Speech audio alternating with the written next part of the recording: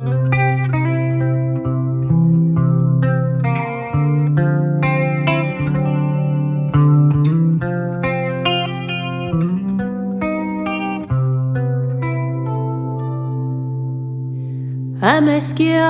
gan sgèith glachan sach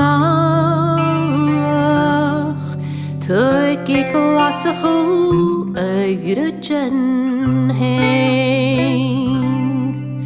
ach scaun gan roig an taithe seoir páras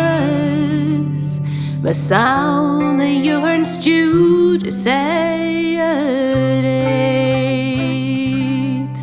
sa Ghlas Chu gan leitechas sa Gàidhlig Pras dan Lorg Ghlaschu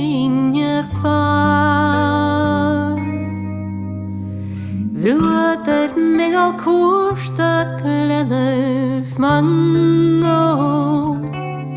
Bhíoch an ghlachan iasc nach borin snach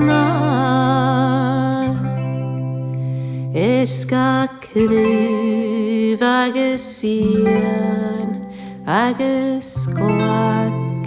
agus ian